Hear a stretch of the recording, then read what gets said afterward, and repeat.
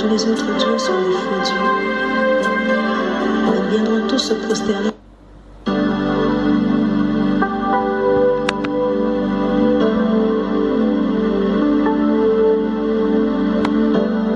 Seigneur, tu es grand.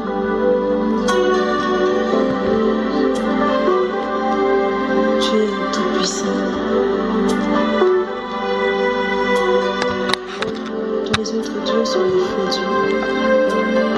Ils viendront tous se prosterner devant toi pour reconnaître ta puissance, pour reconnaître ta majesté, pour reconnaître ta splendeur, mon Dieu. Sois béni à jamais parce que tu es grand. Donne de contempler ta grandeur chaque jour.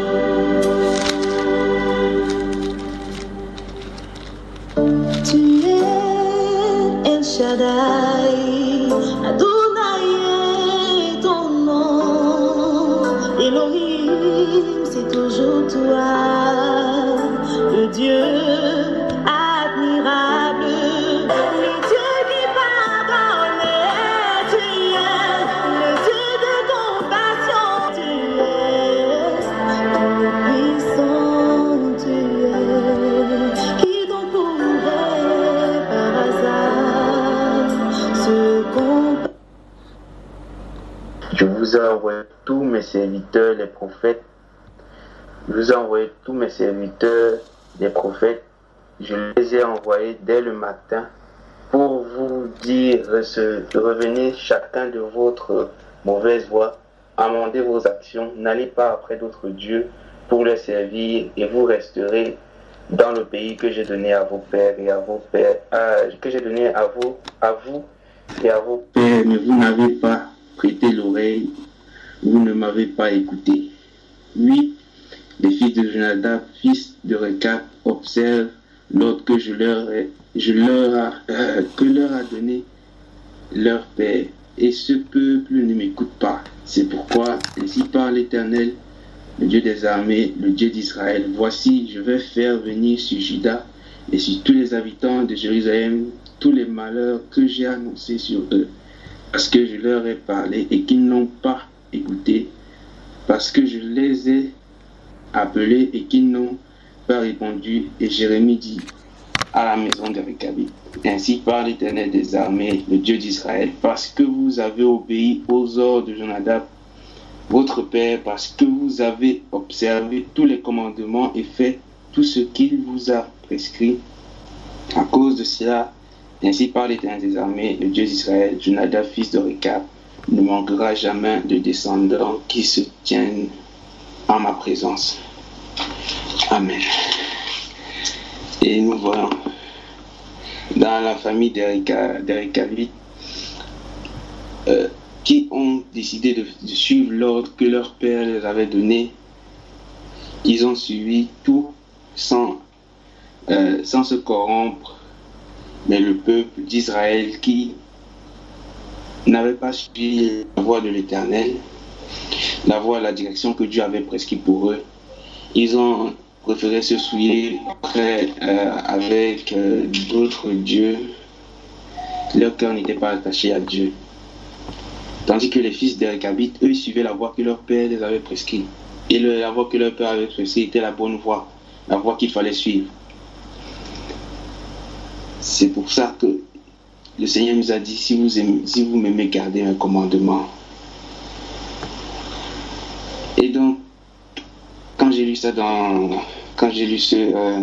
comment ça s'appelait, Jean 15 là que je lisais. Quand j'ai lu ce Jean 15 là tantôt, je vais encore lire.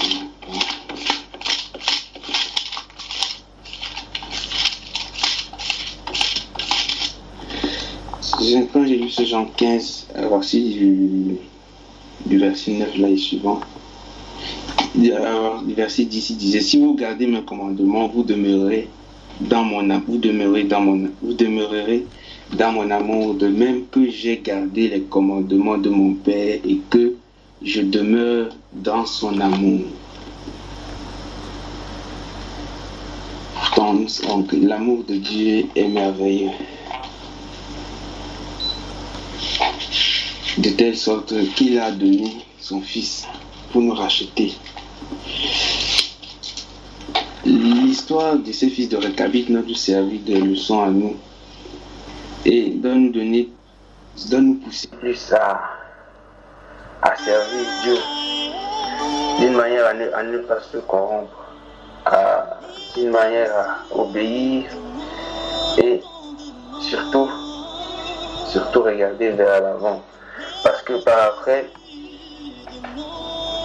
le verset 17 de ce Jérémie 35 nous dit: c'est pourquoi ainsi parle l'Éternel, le Dieu des armées, le Dieu d'Israël. Voici, je vais faire venir sur Juda et sur tous les habitants de Jérusalem tous les malheurs que j'ai annoncés sur eux, parce que je leur ai parlé et qu'ils n'ont pas écouté, parce que je les ai appelés et qu'ils n'ont pas répondu.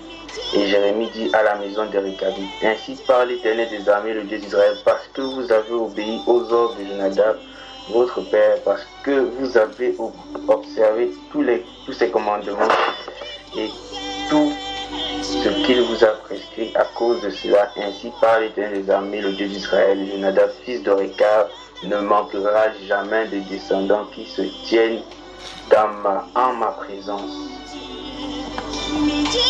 Il dit qu'il ne manquera jamais de descendants qui se tiennent en sa présence, dans la présence de Dieu. Pourtant, nous sommes en train de désirer la présence de Dieu, afin que Dieu puisse venir habiter nos cœurs. Voilà la promesse qu'il dit.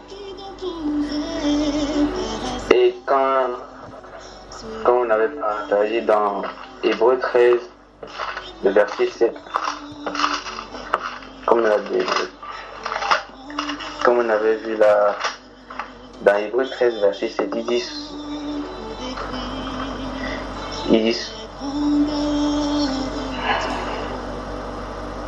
je sais pas si vous voyez.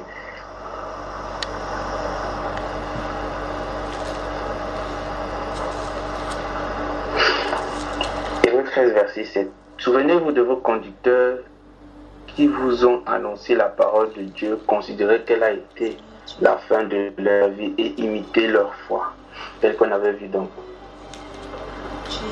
Voici donc encore une autre direction. C'est de voir maintenant et d'imiter donc les modèles toujours qu'on a dans les Saintes Écritures, quoi.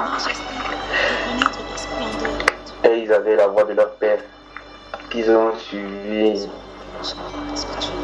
ils ont imité leur foi. Et la récompense de leur génération, c'est qu'ils ne manqueront jamais personne qui ne se tiendra en présence de Dieu.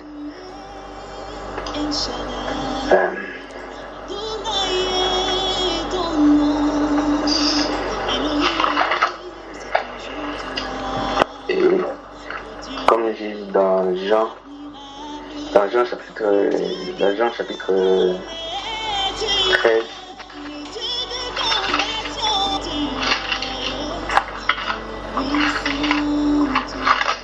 Jean chapitre 13, le verset où Seigneur, c'est quoi que je lisais encore tantôt.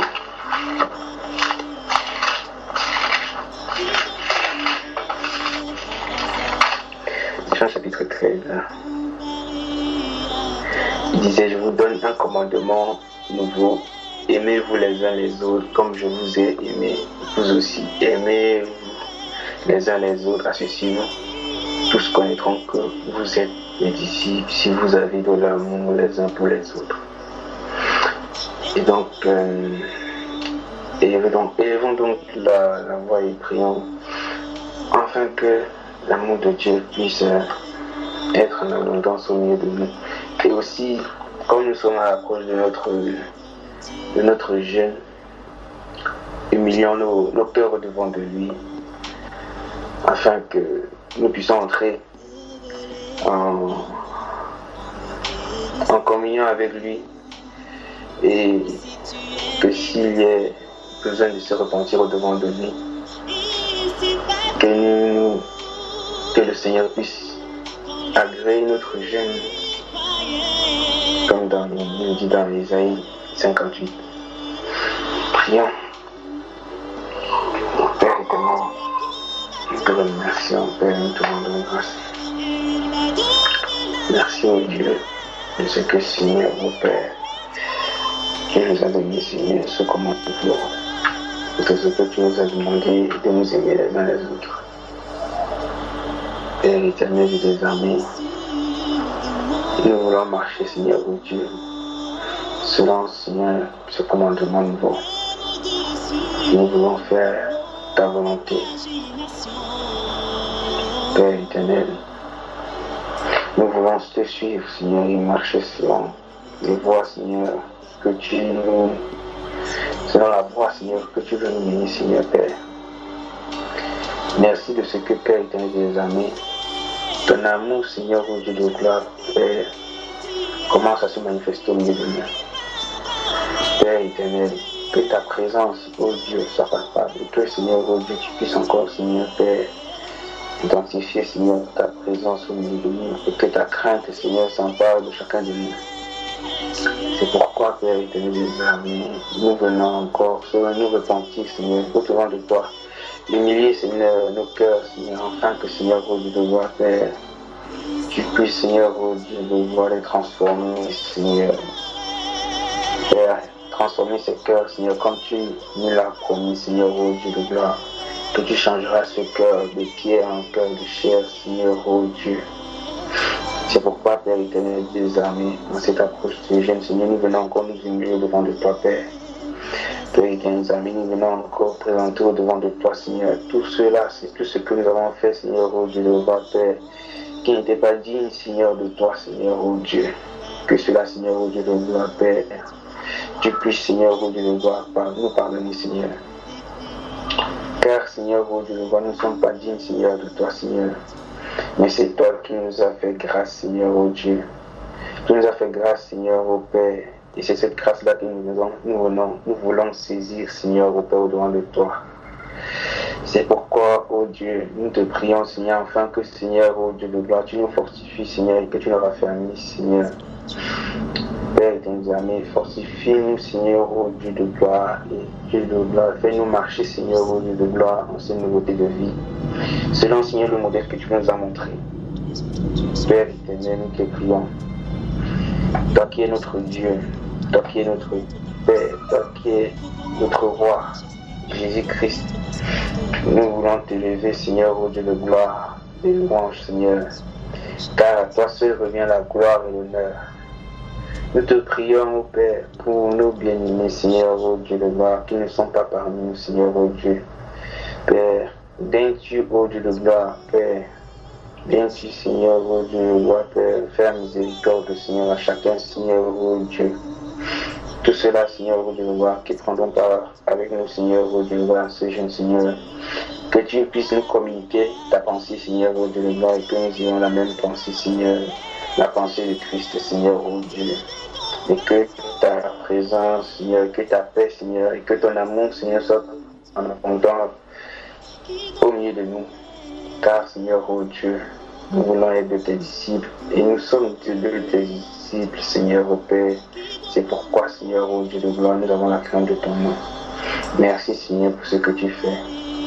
Que, Seigneur, ô Dieu de gloire, Père, ta crainte s'empare de plus en plus de nous, Seigneur, afin que nous soyons, Seigneur, la crainte de ton nom.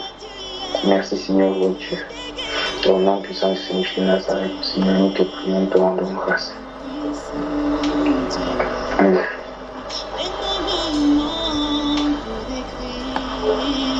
La grandeur de Dieu, les moments pour décrire la grandeur de Dieu. Quand j'étais malade, tu t'es révélé à moi en me guérissant. Si tu es mes desseins,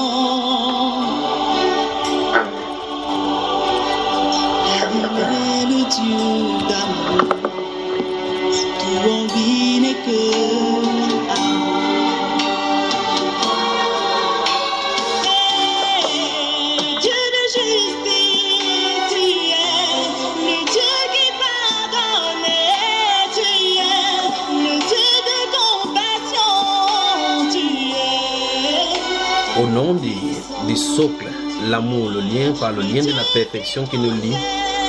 Au nom de notre Seigneur Jésus-Christ et au nom de son apparition et de son avènement, je vous salue dans la sainteté, tout en vous disant toute la chaleur de l'amour qui traverse mon cœur. Bonsoir à vous et bienvenue ce soir.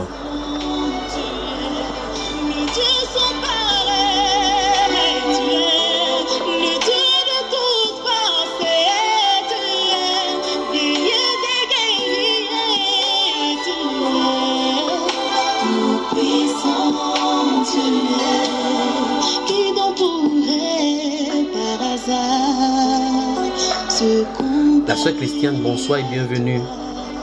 Les moments pour décrire la grandeur de Dieu.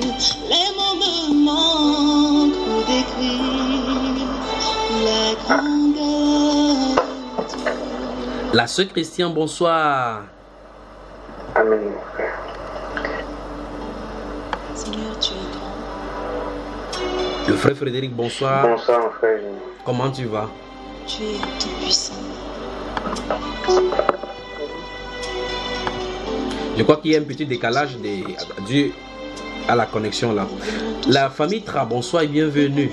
Bonsoir, mon frère. Je ne peux bien pas arriver. J'espère que toi aussi. Sois béni, Seigneur, parce que tu es grand. Donne-nous de contempler ta grandeur chaque jour. Bonsoir, mon frère bien-aimé.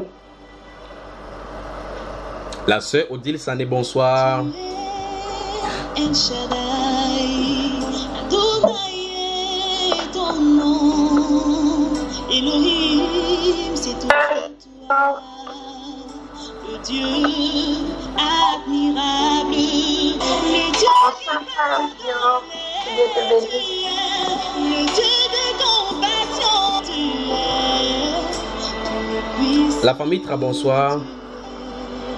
Qui donc pourrait par hasard se comparer à toi? Qui donc pourrait par hasard se comparer à toi? Le Dieu sans pareil, tu es le Dieu de toute parfait, tu es guéri des guéris, tu es puissant, tu es. Les mots me manquent pour décrire la grandeur de Dieu. Les mots me manquent. Dès que la connexion se stabilise, dites-moi on commence. C'est bon, mon frère, c'est bon. C'est bien là maintenant? Oui. Ok. La sœur dit Samé, bonsoir. Bonsoir, frère Junior. Là, Comment j'aime ça ça. va? Je vais toujours très bien. Toujours très bien. Et toi, comment tu vas? Amen. Ça va bien aussi par la grâce de Dieu. Je vais bien. Le plaisir pour moi renouvelé encore de vous rencontrer ce soir.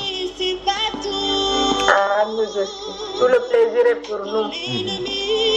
Le frère Frédéric, bonsoir. Rebonsoir. Bonsoir, mon frère. La famille Tra. Tu sais comment c'était seulement les trahisons, on n'en finira pas. La famille Tra, bonsoir. Bonsoir, mon frère. Comment tu vas?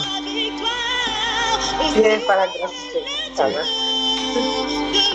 Apparemment, le frère, ton mari est fatigué. Ah, il est épuisé. Il est loin là actuellement. Courage à lui, d'accord? Merci, mon frère. Notre sœur Christiane, bonsoir. Bonsoir, frère. Voilà. Comment tu vas bien? Je me demande comment ça va. Comment va la chose grâce? Elle va là, elle pète la forme, elle est là derrière, toujours en train de faire, de distiller la machine à son. Et elle va distiller maintenant, allons-y. Nous la saluons. Bonsoir, sœur Grâce. Elle écoute. Je veux fuir les passions de ce monde et m'attacher à toi.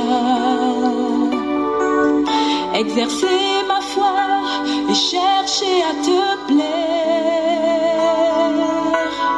Marcher dans tes voies, dans tes pas, ta parole, ô Dieu. Je veux te servir, tel est mon désir. Oh.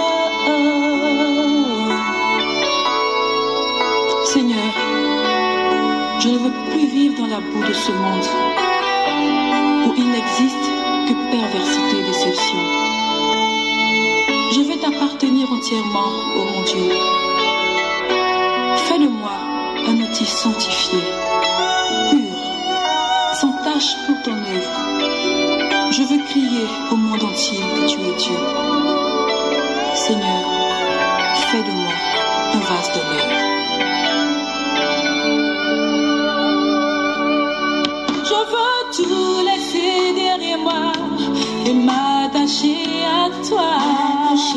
Te consacrer ma vie et ce que je possède.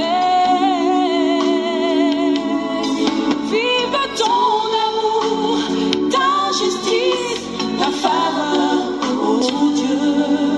Je veux te servir, tel est mon désir.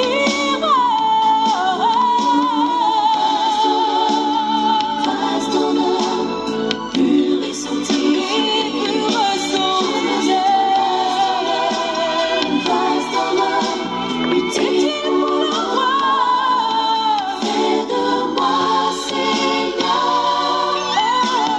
vase d'honneur, oui Seigneur. Oui, vase d'honneur par le groupe Shekinah. Et je crois que c'est la même pensée si chacun de nous désirerait être un vase d'honneur entre les mains de notre Seigneur. Et c'est ce que ces groupes-là, dans ce chant de près de 3 minutes, chantent en demandant au Seigneur de leur permettre d'être un vase d'honneur à son service.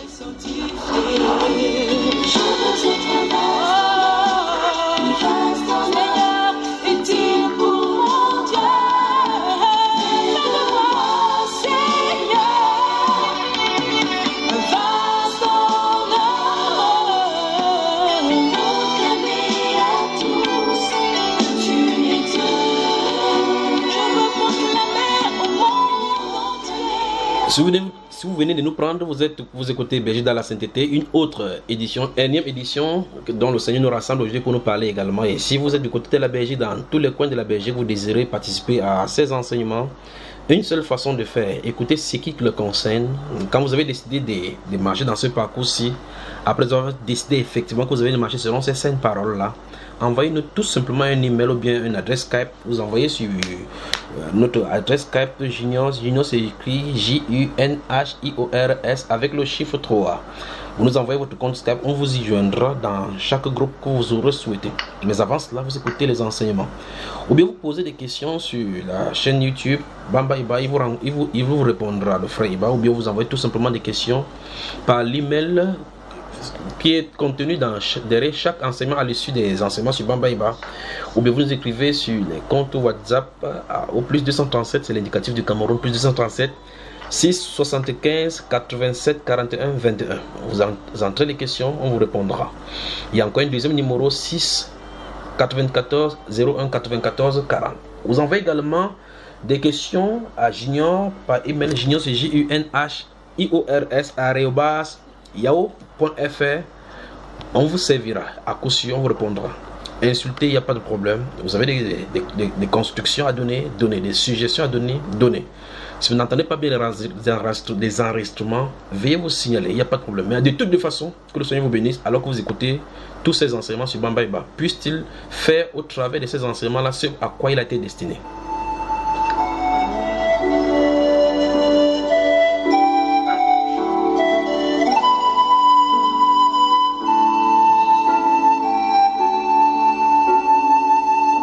Et si vous venez de nous prendre maintenant, commençons maintenant. Si vous le voulez bien, à moins que vous ayez des questions, je vais vous parler un temps soit peu des visites de Jésus, notre Seigneur. À moins que vous ayez des questions.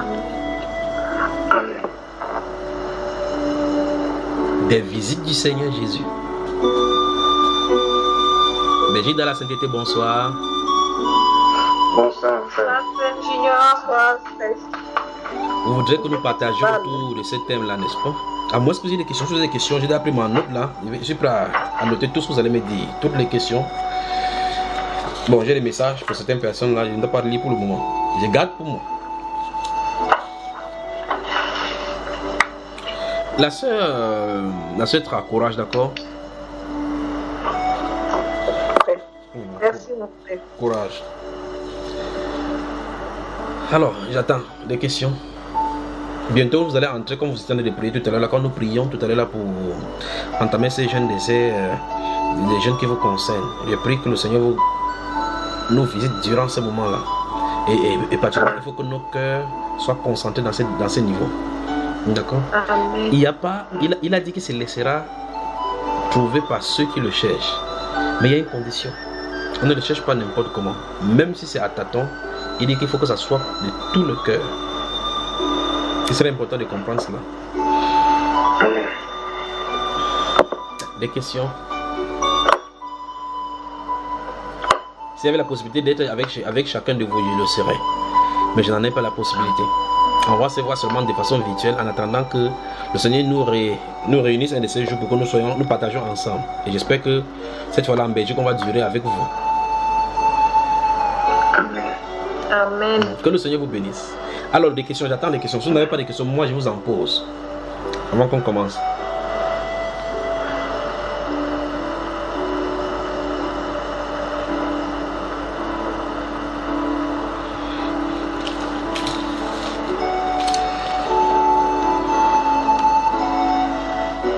Y a-t-il des questions? Bon, le frère Frédéric alors.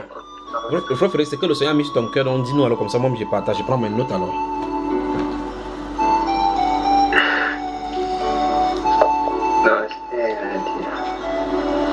Donc le Seigneur t'a rien mis sur le cœur, ou bien tu veux partager quand je ne suis pas là, tu veux pas que j'en goûte et que j'en profite aussi, c'est ça?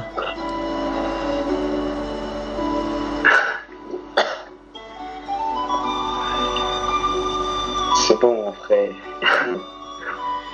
Ok, j'écoute alors. Je n'ai rien à dire.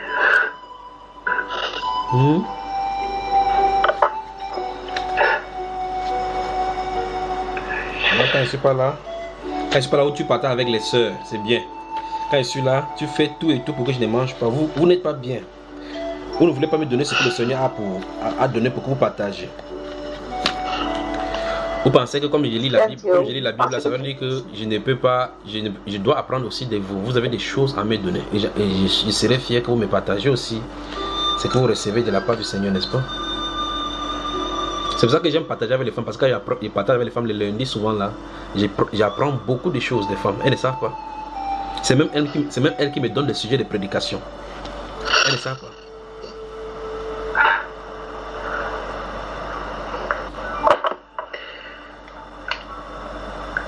Il y a une fois là, j'avais mis un songe, ça fait quand même un peu longtemps.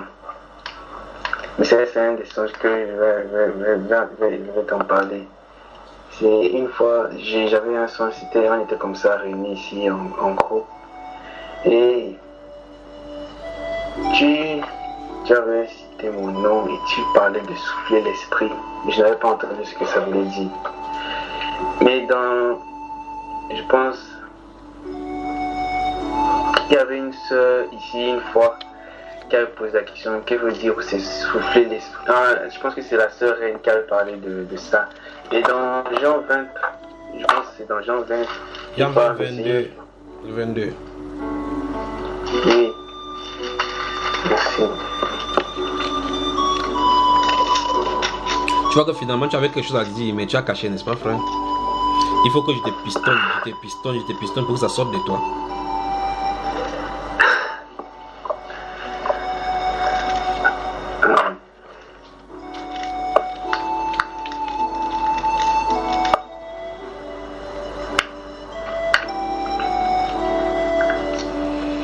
C'est toi qui as posé la question une fois, c'est quoi marcher avec Dieu, n'est-ce pas? Oui, c'est moi. Je vois ça écrit ici.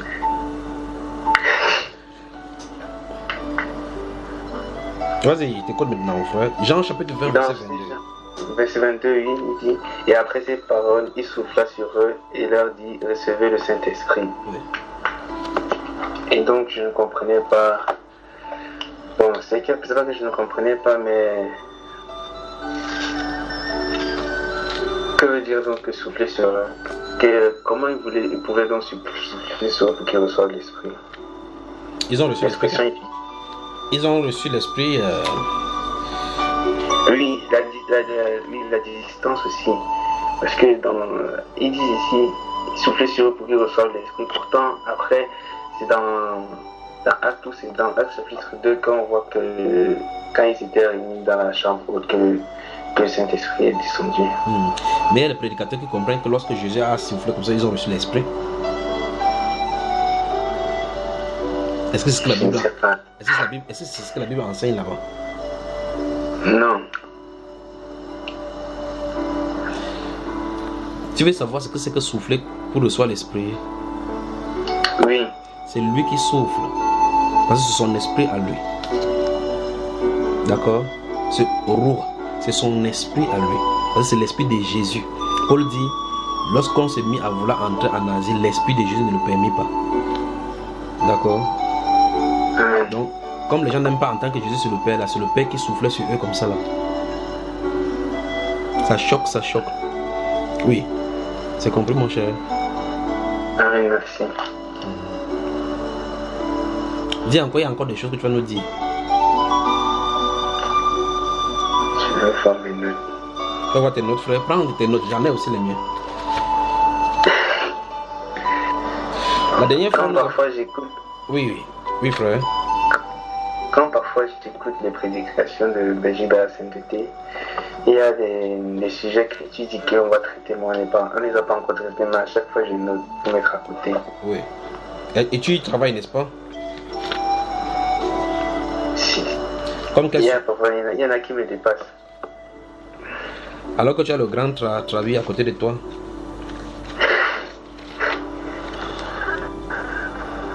Ça c'est vrai.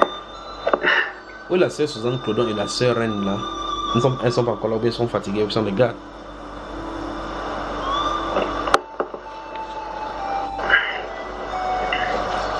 Alors, je suis à votre service, si vous le voulez bien, on commence dans maintenant. Sa reine, elle, je l'ai vue connectée. Mais après... Ok. C'est sûr qu'elle est fatiguée. Alors, vous m'entendez bien clairement, n'est-ce pas? Oui. Oui, mon frère. Je vais donc parler des visites de Jésus. Vous savez, il y a beaucoup de choses qui se passent dans les songes et puis des choses qui se passent dans le monde et les gens ne comprennent pas. Je crois qu'on va mettre un... Qu'est-ce que la sœur Odile est en train de chercher là depuis? Elle veut entrer dans l'ordinateur.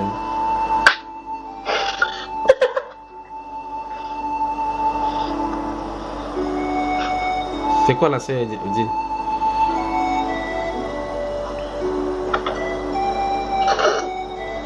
Tu voulais écrire à la sœur Suzanne?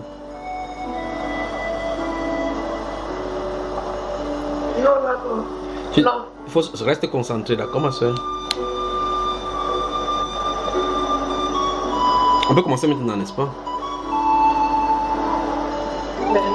Alors, je t'en ai dit donc que le Seigneur Jésus a plusieurs manifestations. Et de la même façon que lorsqu'il était dans la gloire du Père, il faisait des descentes et des incursions ici sur la terre. On peut voir cela notamment dans le livre des Genèse au chapitre 18 et chapitre 19, quand il venait, il a mangé avec Abraham. On peut également voir dans le livre des Genèse chapitre 32, lorsqu'il a bagarré avec Jacob. On peut également voir cela dans le livre des... Et il y en a plein dans les Saintes Écritures. Dans le livre des prophètes, dans le livre des prophètes d'Ézéchiel, il en est apparu avec tout son trône. Chez Isaïe encore, il s'est montré.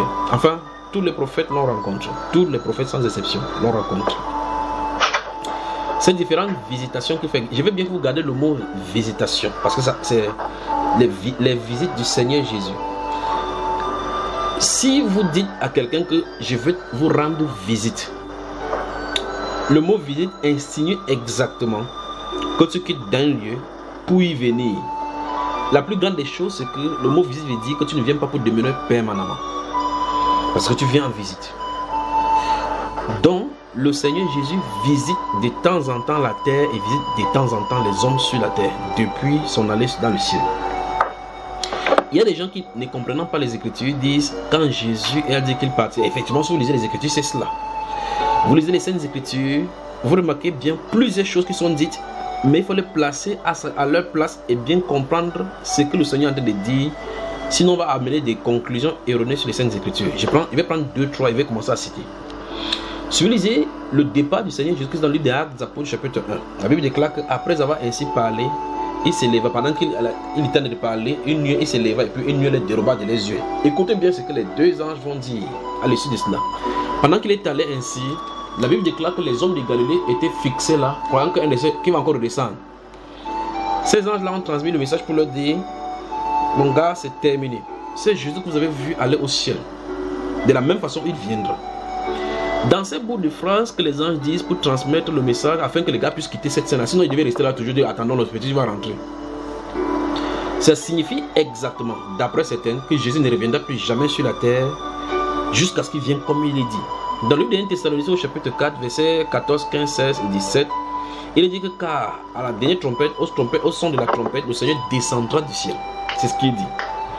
Dans Apocalypse chapitre 19, verset 16 et suivant, il est dit effectivement qu'il vit celui qui descendait du ciel et les armées étaient derrière lui. Un nom était écrit sur son pied, le roi des rois et seigneur des seigneurs. Son nom était la parole.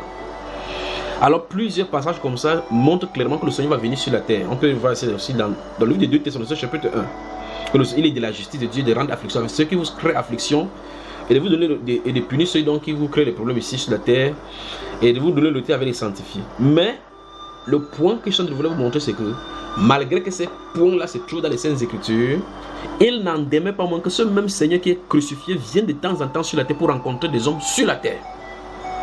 Donc, pour ce qui est de sa venue, ou mieux encore de ses venues et de son avènement, c'est une autre chose. Je suis en train de vous dire ça pour pouvoir nettoyer d'abord quelque chose avant d'avancer. Parce qu'il y a des gens qui disent que non, si quelqu'un vous rend visite, ce n'est pas Jésus. Jésus lui-même vient. C'est ce qu'il veut dire et c'est ce qu'il veut voir dans les Saintes Écritures. Nous allons voir dans les Saintes Écritures. Pourquoi je suis en train de le dire ici? Parce que bientôt, cette manifestation va commencer sur la terre à s'intensifier pour chacun de nous, pour certains d'entre nous, selon la grâce que Dieu aura destinée. Il ne faudrait pas donc que quand quelqu'un vient, quand il vient vous rendre visite, vous dites oui, vous chassez Jésus au nom de Jésus. Enfin, de toute façon, quand vous êtes dans sa présence, vous saurez maintenant, vous allez savoir que c'est lui dont il est question là-bas, qui se positionne là-bas. Alors, maintenant, si vous lisez dans les Saintes Écritures, dans le livre des Jean, chapitre 14, verset 1, le Seigneur Jésus dit: croyez en Dieu et croyez en moi. Il y a plusieurs demeures dans la maison de mon Père. Si cela n'était pas, je vous l'aurais dit. Je m'en vais vous préparer une place. Et quand je m'en serai allé et que je vous aurai préparé une place, je viendrai vous chercher afin que là où je suis, vous y soyez aussi. Quand les gens lisent comme ça, ils disent: mais Jésus va dire que quand il va venir, il va prendre les gens pour partir. Quel est son intérêt de venir ici? J'invite ces gens-là, avant de poser un sujet ou mieux encore de contradiction sur les Saintes Écritures, il faut d'abord lire les Saintes Écritures dans son harmonie. Nous allons voir effectivement que c'est Jésus qui est mort et ressuscité a apparu avec plusieurs personnes directement après sa mort, après son départ. Le premier, l'apôtre Paul, cite dans le livre de 1 Corinthiens chapitre 15 que Jésus, notre Seigneur, après avoir apparu à Céphas et autres et aux frères, il a apparu à 500 personnes à la fois et après eux tous, il lui a apparu à lui aussi comme un apôtre. Ça, ce n'est pas la résurrection du Seigneur Jésus parce que l'apôtre Paul a cru longtemps, avec plus d'une vingtaine d'années après ces événements-là. Par conséquent, Jésus est apparu à lui alors qu'il était déjà ressuscité et que les autres l'ont vu aller au ciel et qu'on a vu effectivement que le ciel l'avait dérobé. Maintenant, vous remarquez dans le livre des Actes des Apôtres chapitre 3 verset 19, la Bible déclare, parlant aux Juifs, il dit: repentez-vous donc et convertissez-vous afin que des temps de rafraîchissement viennent de la part de Dieu et qu'il vous envoie ce que le ciel a promis, que le ciel doit recevoir jusqu'au temps de rétablissement de toutes choses. Ça, c'est encore un autre événement. Pendant qu'il va venir pour se révéler chez les Juifs. Je suis en train de dire qu'il y a des événements qui ont dit clairement qu'il va venir pour faire telle situation, parce que ce sont des points de les Saintes Écritures où il va venir pour faire telle ou telle chose. Mais je suis en train de dire que Jésus, notre Seigneur, visite de temps en temps ses enfants sur la terre. Et ses enfants, et les gens qui viennent pour leur communiquer les appels, et les gens qui viennent pour montrer qu'il est présent. Et même dans certaines campagnes d'évangélisation, pour certaines personnes qui partent prêcher, Jésus lui-même est présent pour manifester, pour montrer qu'il est le même hier, aujourd'hui et pour toujours. La personne du ressuscité n'a plus de limite. C'est pour cela qu'il a dit dans Matthieu chapitre 28, le verset 19 et 20, il dit: allez et faites de tous les nations les disciples, les baptisant au nom du Père, du Fils et du Saint-Esprit. Il dit: enseignez là à observer tout ce que je vous ai prescrit. Et voici, je suis avec vous tous les jours jusqu'à la fin du monde. Alors, si Jésus est avec nous, ça ne veut pas seulement dire qu'il est justement au ciel et contre toutes choses. Écoutez, là où 2 ou 3 sont assemblés en mon nom, je suis au milieu d'eux. Donc s'il est là, il peut décider, il se montre aux gens dont le Seigneur visite la terre de temps en temps. Il désire même, et même les anges sont sur la terre pour préparer. Et même, il désire encore se montrer à ses enfants pour les uns, pour se montrer et communiquer les ministères qu'il va distribuer sur la terre parce que c'est grand réveil qui est en train de venir. De l'autre côté, il veut se montrer et fortifier l'esprit parce que ces expériences-ci, quand vous l'avez, rien ne pourra plus jamais vous changer cela en esprit. Donc, je crois que le thème est bien préparé pour venir pendant ces moments de jeûne où vous allez entrer là-dedans pour que vous sachiez effectivement que, comme je vous le dis souvent, désirer sa présence. Désirer tout simplement sa présence. Mais il y a certains hurdles, certains obstacles qu'il va falloir ôter pour pouvoir saisir ces choses-là. Alors, le Seigneur Jésus donc désire visiter. Il désire visiter. Visiter certains sur la terre. Je ne sais pas qui, ni comment, mais mon but ce soir, c'est seulement de dire que chacun prépare sa maison. Parce qu'il peut venir chez vous. Il peut venir à la maison, à tout moment. D'accord? Il ne s'agit pas de dresser votre lit pour l'attendre, que non. Il y a un style de maison à préparer pour lui. Et c'est là où il va entrer. Souvenez-vous, ces apparitions là sont scripturaires. C'est pour ça que je voulais dire ce soir que des gens qui sont là et qui disent effectivement que non, Jésus ne peut venir. C'est un ange, c'est quelqu'un vous a apparu, c'est le démon. Jésus ne peut pas venir sur la terre. Parce que Jésus va venir à l'enlèvement. Le Jésus qui vient à l'enlèvement, c'est un autre Jésus. De la même manifestation, mais un autre Jésus. C'est-à-dire avec un autre attribut. Parce qu'il a des différents attributs. Quand il vient dans Actes chapitre 2, dans le livre des Apocalypse chapitre 1, il descend là-bas. Dans Matthieu chapitre 25, on dit tout est le verra, même ceux qui l'ont percé. C'est un autre style de Jésus qui descend là. Même ceux qui l'ont percé. Dans le 1 Thessaloniciens chapitre 4, il se tiendra dans les nuits et nous monterons. Nous allons le rencontrer là-bas. Il ne met pas le pied sur la terre. Dans le livre de Zacharie chapitre 14, il vient, il pose ses pieds sur la montagne d'Olivier. Ça, c'est un autre Jésus. Pas que le Jésus est différent des autres Jésus, c'est une autre de ses manifestations dans la période de temps telle qu'il a destiné. Donc, celui qui vient dans le livre de Zacharie chapitre 14, alors que les bandes armées vont entourer Jérusalem pour combattre, quand il va venir poser ses pieds, la Bible déclare qu'il va poser ses pieds là-bas. Et quand vous voyez la description du temple de Ézéchiel chapitre de 38 jusqu'au chapitre 44, vous voyez effectivement la zone où il va venir. Quand vous allez à Jérusalem, vous voyez que les musulmans dans cette esplanade ont fait le cimetière là-bas pour montrer effectivement, pour l'empêcher d'entrer. Ils ont fermé cette porte-là parce que dans les prophéties bibliques, enfin la prophétie de la Torah, c'est dans cette porte-là qu'on a scellé qui est censé entrer. Ils savent. Et en lisant les prophéties, qu'est-ce qu'ils ont fait? Ils sont allés construire le cimetière à l'Orient lorsque Jésus va venir pour poser ses pieds là-bas. Mais de toutes les façons, il posera ses pieds là-bas. Le cimetière, c'est pas le fantôme qui va effrayer Jésus. Alors, donc ce qui veut dire, c'est que quoi? Il y a des venues de Jésus, des arrivées de Jésus, qui, de façon scripturelle, c'est là. Nous allons aller dans les Saintes Écritures, donc nous allons voir que c'était une visitation du Seigneur Jésus. D'accord, mes chers frères? Déjà, en premier lieu, si vous lisez le livre, je crois que je vais commencer à parler, on se donne le verset. Vous êtes déjà très bien dans les Saintes Écritures, donc pour vous, je peux parler, puis je signifie tout simplement. Le temps pour nous de dire bonjour à la sœur Reine qui vient d'arriver. Elle court rapidement pour répondre. Allez, oh. Bonsoir, mes sœurs. Oui. Bonne arrivée, nous parlons des visites du Seigneur Jésus. Des visites. Vous savez que quand dans le langage médical, quand une femme est enceinte, on dit qu'elle peut faire les visites médicales, n'est-ce pas? Quand une femme vient faire des visites médicales, elle ne vient pas pour rester à l'hôpital. Donc visite, ça veut dire qu'elle vient pour partir, pas vrai? En premier lieu, donc, si nous prenons le livre des... Où est-ce qu'on va commencer ce soir, Seigneur? Aide-nous. Dans le livre de Luc au chapitre 1, oui. Si nous prenons lorsque Jean-Baptiste, ou bien encore son papa va être délié de ses lèvres, il va commencer à prophétiser au chapitre 1 de Luc, à partir du verset 60. Qu'est-ce qu'on peut prendre cela voir? Prenons à partir du verset 67 du livre de Luc au chapitre 1. Vous y êtes? Qui a le... Luc chapitre 1, verset 67. Allons-y, lis mon frère. Verset 67 à 71.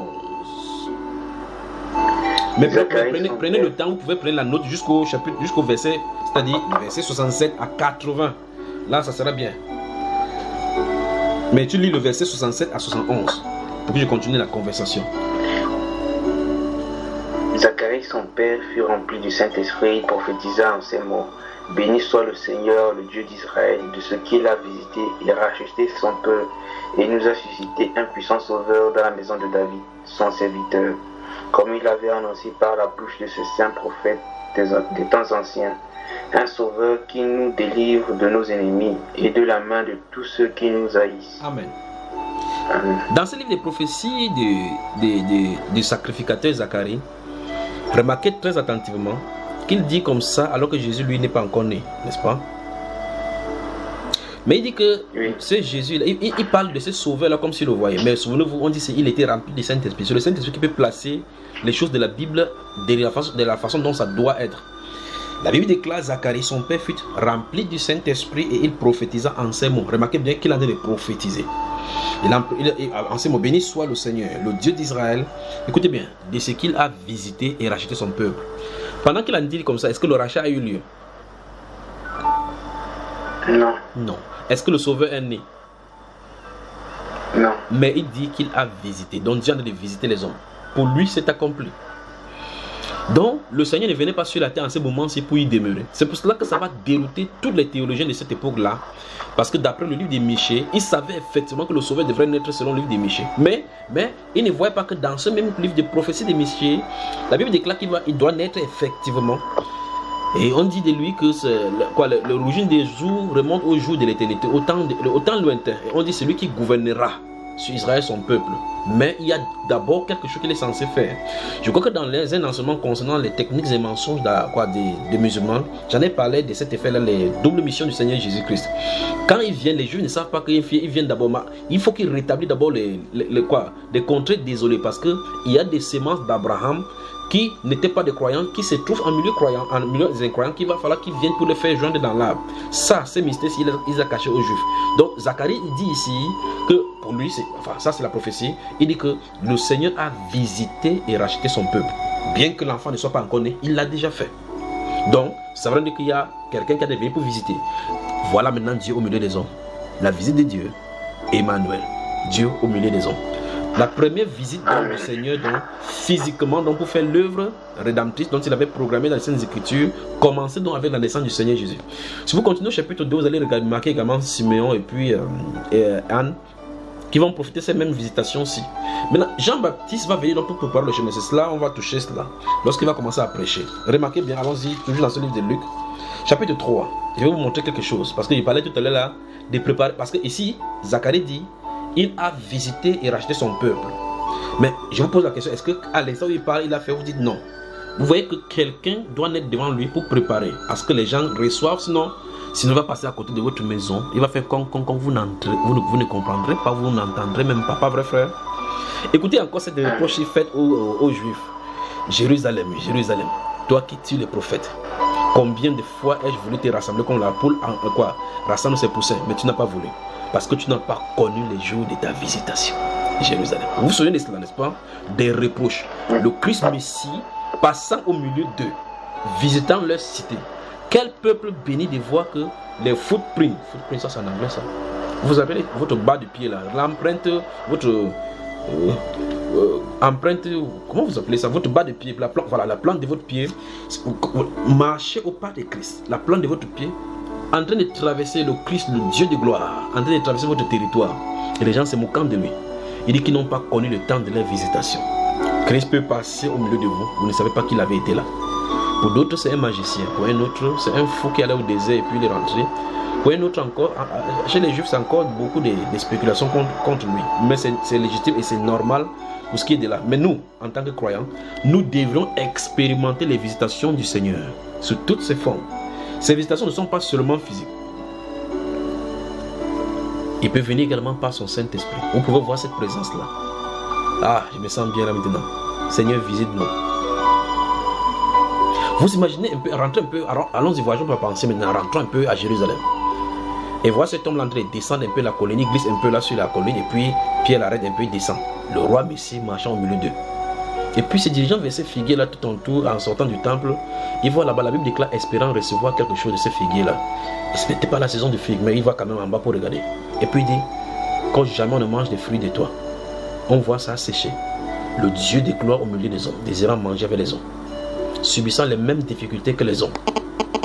Pourtant, il a tout pour commander. Et il commande souvent, ça multiplie, les gens mangent. Mais pour lui, il trouve des difficultés à manger, il supporte. La visite de Jésus. Regardez-le se positionner là-bas alors qu'il est monté là-bas. Il a envoyé ces garçons-là aller acheter des vivres. Les gars se discutent entre eux. Si tu as vu l'autre jour, il a seulement regardé quelqu'un comme ça, il est tombé. Regardez, non, il respire. En fait, en tout cas, tente de parler, mais quand tu vas arriver là-bas, il va savoir, il va te dire tout ce que tu as pensé. Et souvenez-vous, quand il va parler, il va dire quand vous partez, de quoi est-ce que vous discutez en route? Comme s'il ne savait pas. De quoi est-ce que vous discutez en route? Parce qu'il discutait. La Bible nous dit que parce qu'il expliquait maintenant, c'est moi le plus grand. J'ai chassé 300 démons, tu as chassé combien? C'est moi le plus grand. Je suis le capitaine. Ah, de quoi est-ce que vous discutez? Là, lorsque le Seigneur pose la question, il sait de quoi il est question. Voilà maintenant. Alors qu'il se tient là-bas au bord du puits, une femme pécheresse vient puiser de l'eau. Il dit, femme, donne-moi de l'eau. Un gars là-bas regardait comme ça, il dit, comment ça me peine gentleman ici. Moi, il souffre comme ça, au lieu que c'est lui, un gars n'est même pas romantique.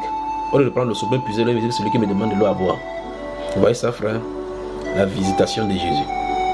Vous connaissez l'histoire de Saint-Martin? Vous avez entendu parler de l'histoire de Saint-Martin, n'est-ce pas? Le Martin de Tours, si vous voulez, appelez-le comme vous voulez. Saint-Martin, c'était un de ces anciens personnages qui croyaient au Seigneur Jésus.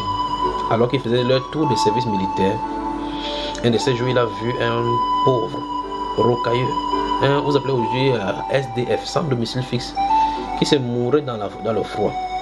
Étant de garde, il a regardé son manteau au-dessus de lui. Vous savez, les soldats sont dehors à ce moment-là, à cette période-là, et ils passent les nuits de garde, de veille, comme vous voulez. Ils font des ronds, et il constate là qu'il y a quelqu'un qui était couché dans le froid. Il se dit, cet homme-ci, s'il passe la nuit là, il va mourir. Lui seul pouvait ressentir cela. Avec les soldats qui étaient tout autour de lui, personne ne ressentait ce qu'il ressentait. Et puis il s'est dirigé vers cet homme-là. Il enlève son manteau, il met sur cet homme-là. Lui, il a froid, il prend un pot, il met sur lui. Il se partage comme ça. Il a dit, s'il continue comme ça, soit lui va mourir, ou le monsieur va mourir.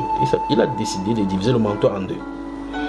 Et mettre un de ses manteaux sur cet homme-là, qui était un pauvre couché là-bas, dont tout le monde traversait. Il a fini son service. Il est allé se coucher.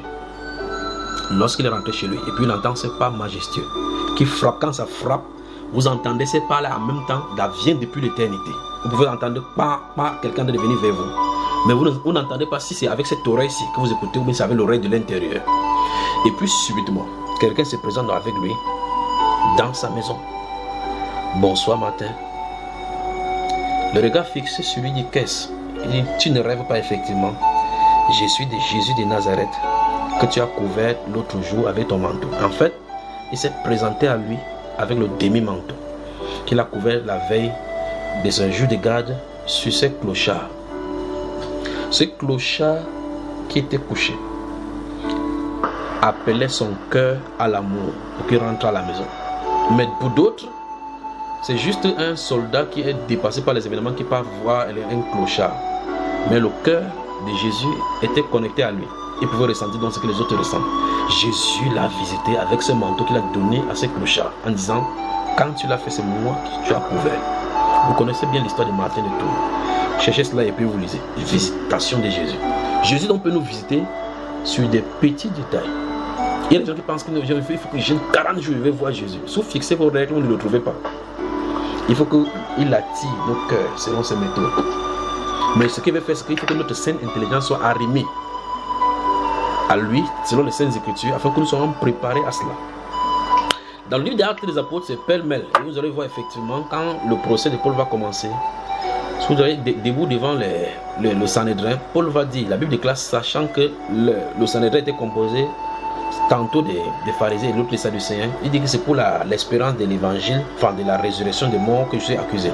La Bible déclare que quand ça fait cela, une vif dispute a commencé entre les pharisiens et les sadducéens, et la Bible signifie qu'en effet, les pharisiens croient qu'il y a des anges, qu'il y a des esprits et qu'il y a la résurrection, tandis que les autres soutiennent le contraire. Puis un des pharisiens lui dit, peut-être un ange lui a parlé. Donc il ne pouvait même pas, il avait déjà les renseignements que l'ange pouvait parler, au moins là il a évolué. Mais d'autres, de façon catégorique, renient toutes ces choses. Et souvenez-vous, les sadducéens se trouvent en milieu chrétien aujourd'hui. Ils nient encore les manifestations de l'esprit. Ils disent non. Quand le dernier apôtre Jean est mort, il est mort avec le Saint-Esprit. On avait enterré le Saint-Esprit quelque part, on a peut-être brûlé quelque part. Donc il n'y a plus le Saint-Esprit. Entre-temps, il dit qu'il est enfant de Dieu, il a l'Esprit de Dieu. Donc entre-temps, l'Esprit de Dieu s'est tué. Pourtant Jésus a dit, je suis avec vous tous les jours jusqu'à la fin du monde. Ils peuvent se rafraîchir les mémoires avec les Saintes Écritures. Mais si vous voulez parler de la question, est-ce que les démons peuvent habiter le corps? Il dit oui. Comment faire pour chasser les démons? Il dit qu'il faut qu'ils lisent la parole. Donc vous rencontrez au fou. Vous donnez la Bible au fou pour que le fou lit pour être sauvé. Il faut la délivrance à tous ces groupes de sadducéens modernes maintenant. Jésus désire visiter la terre. En fait, il visite la terre. Jésus désire nous visiter. Donc il veut faire un tour chez nous. Si le Seigneur fait un tour chez nous, ça change la donnée. L'histoire du matin du tour commence à partir de là. Suivez son histoire et puis vous voyez. Il y en a plusieurs dans les Saintes Écritures. Il y en a plusieurs dans l'histoire de l'Église. Si vous regardez l'histoire de la période de l'Église, depuis Néron, en passant par Dioclène et tous les autres qui ont été farouches contre l'Église, le Seigneur Jésus s'est manifesté chaque fois pour le fortifier. Donc, qu'est-ce que ça veut dire? Le Seigneur Jésus visite l'Église. Souvenez-vous, c'est son corps. Il ne peut pas laisser son corps et aller loin. Il est toujours avec son corps. Amen. Maintenant, Luc chapitre 3. Luc, le chapitre 3. Je vais lire à partir du verset 1. Suivez très attentivement maintenant. Et puis préparez-vous à souligner. Parce qu'on va travailler sur certains points. Si le Seigneur le permet aujourd'hui. Si vous venez de nous rejoindre sur Bamba Iba, nous parlons des visites du Seigneur Jésus. Écoutez-moi très attentivement. Écoutez bien cette voix. Le Seigneur Jésus visitera certains d'entre vous. Certains d'entre vous physiquement. Certains d'entre vous, vous allez le rencontrer en route sans savoir que c'est lui. Certains d'entre vous, il vous visitera dans le songe. Certains d'entre vous, il s'assiera à côté de vous. Vous dites, qui est-ce? Qui suis-je pour que Jésus me visite? Pensez tout simplement au salut. Vous allez voir effectivement que ça n'a pas de sens que vous soyez sauvés. Vous êtes qui pour que Dieu du ciel s'intéresse à vous? Qui sommes-nous?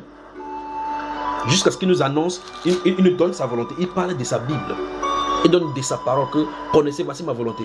Imaginez Dieu et imaginons-nous. Entre temps, les hommes sur la terre discutent de Dieu et l'insultent même. Je veux qu'on regarde la grandeur du Seigneur. Donc le mot grandeur, c'est le superlatif de tout ce qu'on puisse avoir ici sur la terre. Quelqu'un qui est hors nombre de nos mots. Et on se moque de lui sur la terre. Souvenez-vous de lui. Pensez seulement à ceci. Qu'ai-je fait pour mériter le salut? Vous allez avoir des problèmes dans le cœur. Problème. Pensez seulement votre rencontre avec le Saint-Esprit. Comment il a fait pour changer votre vie? Pensez seulement le déclic. Et pensez que durant ce moment-là, vous étiez dans les ténèbres. Pensez-y. Et pensez que pendant ce moment de grâce que Dieu vous a préservé, des gens sont morts sans le connaître. Pensez-y. Pensez-y. Pensez à Gédéon qui est en train de battre les froment là-bas pour garder contre les Philistins. Pensez-y que Madian ne touche pas à leur récolte. Pensez-y.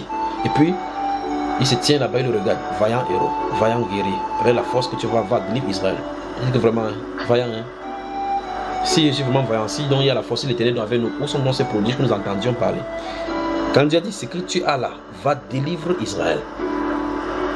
Il a commencé ce que nous commençons chaque fois. Je suis même qui? Je suis l'enfant de qui ici dehors? Jésus ne vient pas chercher l'enfant de qui? Il vient chercher un cœur à cœur avec lui parce que c'est ce qu'il a destiné pour ce cœur. Ah, ma famille est la moindre, la maison paternelle est la moindre. Je suis de la tribu de Manassé, oui. Quand on regardait même la répartition, c'était une demi-tribu.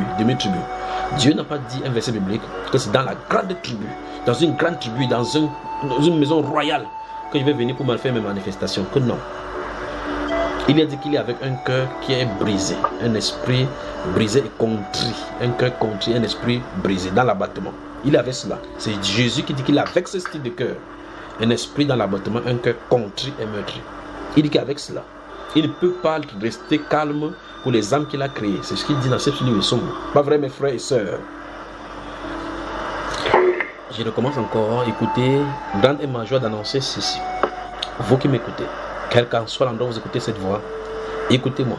Christ, le roi des rois, le Dieu de gloire qui est là à la croix. Si ça vous choque encore, que ça choque, mais c'est la vérité. Celui qui est là à la croix pour racheter l'église se prépare à descendre. Plusieurs endroits. Vous avez lu dans le livre de 1 Corinthiens, j'ai cité ça tout à l'heure, 1 Corinthiens chapitre 15, Paul l'apôtre a dit qu'il a apparu à 500 frères à la fois. Il est Dieu. C'est pour ça qu'il peut être omniprésent. Christ Jésus va vous visiter. Vous dites, quand il me visite comme ça, il y a quoi? Si vous voulez avoir les cheveux blancs, c'est votre problème. Il va vous visiter. Luc chapitre 3. Les visites de Jésus. J'espère qu'on va finir ça avec ça aujourd'hui. La 15e année du règne, je suis à partir du verset 1. La 15e année du règne de Tibère César, lorsque Ponce Pilate était gouverneur de la Judée, Hérode tétrarque de la Galilée, son frère Philippe tétrarque de l'Ithurée et du territoire des Trachonites, Lysanias tétrarque de l'Abilène, et du temps des souverains sacrificateurs Anne et Caïphe, la parole de Dieu fut adressée à Jean, fils de Zacharie, dans le désert. Et il alla dans tout le pays des environs du Jourdain, Écoutez bien, prêchant le baptême de repentance pour la rémission des péchés. Écoutez bien, selon qu'il est écrit dans le livre des paroles d'Ésaïe le prophète, c'est la voix de celui qui crie dans le désert. Écoutez maintenant bien cela. Préparez le chemin du Seigneur. Vous avez suivi ça, mes chers? Préparez le chemin du Seigneur. Vous désirez sa visitation. Préparez-vous. Comment préparer? On doit préparer quoi? Le ndolé ou bien la sauce graine. Il dit, aplanissez ses sentiers. Aplanissez ses sentiers. Toute vallée. Vous savez, la vallée, n'est-ce pas? Il y a une colline qui est élevée, il y a une descente, il y a un vide, et puis il y a une autre colline. Toute vallée sera comblée. Toute montagne et toute colline seront abaissées. Les montagnes qui créent obstacle, ça doit être abaissé. Qu'est-ce que celui-ci est en train de faire? Ce qui est tortueux sera redressé. Et les chemins rabotés seront aplanés. Et quand tout cela est fait, toute chair verra le salut de Dieu. Le prophète Siméon, quand vous prenez le chapitre 2, et puis dans le chapitre 1, que nous avons cité ici dans le livre quand Zacharie a prophétisé à partir du verset 67, lorsqu'il a fait, il dit que il a vu, parlant de Siméon, que ses yeux ont vu le salut que tu destines aux nations. Il a vu. Jésus est le salut. Jésus est le salut. Vous m'entendez, n'est-ce pas?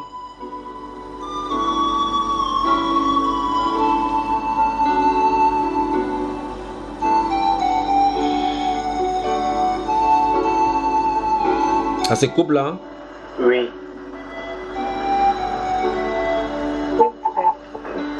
Même si ça se coupe, je vais parler. Jésus va visiter la terre. Jésus va nous visiter.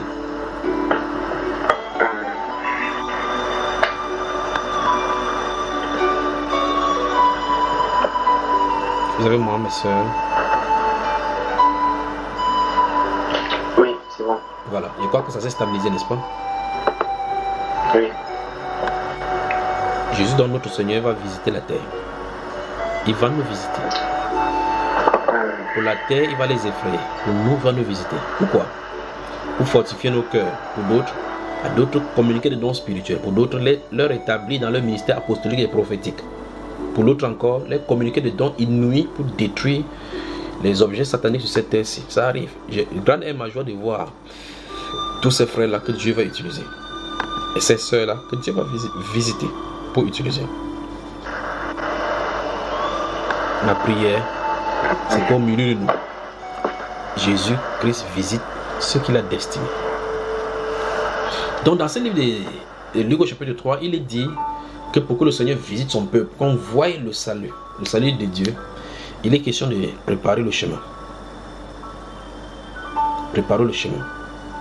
Il est temps que les bouts de nos genoux, l'extrémité de nos genoux doivent noircir par la présence à genoux, cherchant la face de Dieu.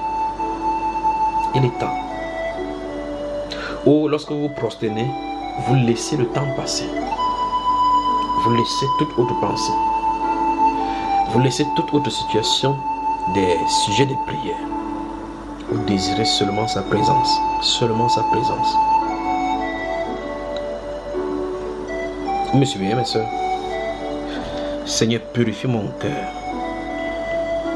et désire ta présence. Nettoie mon cœur. Enlève tout obstacle de mon cœur. Enlève tout ce qui peut bloquer ta présence dans mon cœur. Il le fera.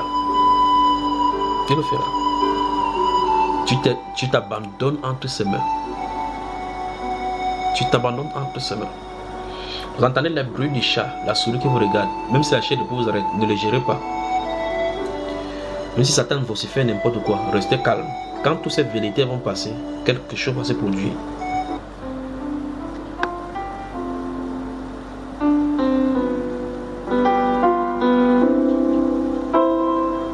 C'est au pied de ta croix que je trouve le réconfort. Je n'ai plus peur de rien, suis blottie dans tes bras. C'est au pied de ta croix que je trouve le réconfort. Je n'ai plus peur de rien quand je suis blottie dans tes bras. Assoiffée de ton nom qui me redonne la vie. Tu me nourris avec ton pain de vie. Voilà, la sœur Anateko au pied de ta croix. Actes des apôtres. Merci pour la console technique. Merci à toutes les grandes équipes qui travaillent afin que le son soit distillé ici. Ça, voilà. On y va. Actes des apôtres chapitre 22.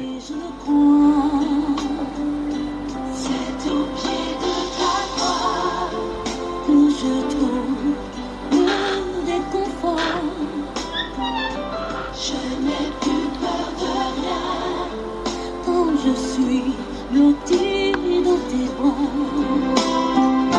C'est au pied de ta croix que je trouve mon réconfort.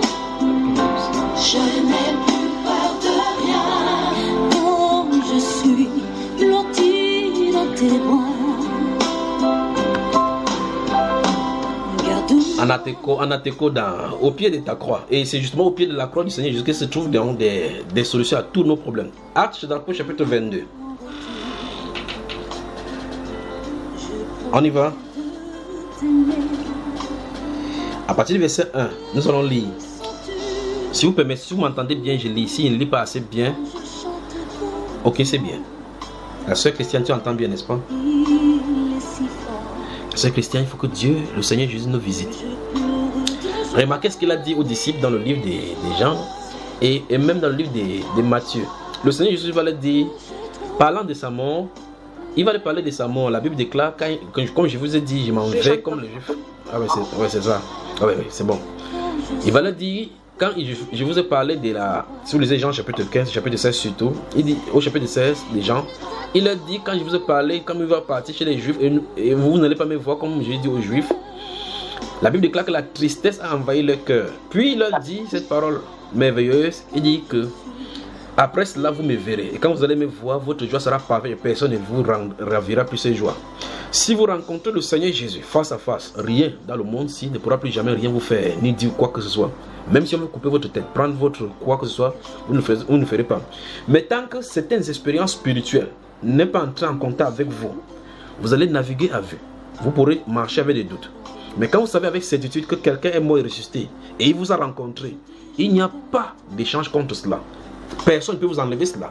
C'est donc pour cela que vous pouvez voir les apôtres être ligotés, frappés, brûlés. Ils ont vu Jésus ressuscité. La Bible déclare au chapitre 10 des Actes des Apôtres, il dit à nous, il dit que Dieu n'a pas permis qu'il apparaisse à tout le peuple. Mais aux témoins choisis d'avance par Dieu. Gardez-vous cela à l'esprit. Le Seigneur a voulu choisir les témoins auxquels le Seigneur Jésus devait se révéler. Bon, maintenant, on s'attendrait à ce que Jésus, pour calmer les vérités de tous les ennemis, se montre à Pilate, se montre à Caïphe, à Anne, pour dire, mais voici, ils m'avaient tué, mais voici. Dieu ne fonctionne pas comme les hommes. Il a son plan. Vous insultez que Jésus n'est pas vivant. Ce n'est pas Jésus, c'est un démon, on a volé son corps. Ça n'empêche pas qu'il continue son plan. Et son plan va toujours s'accomplir. C'est un prince, Jésus. La Bible déclare qu'ils ont rejeté le prince de leur salut. Et ils ont demandé qu'on leur relâchât un meurtrier à ses places. Jésus est le plan, et je vous le dis. Il est le prince glorieux.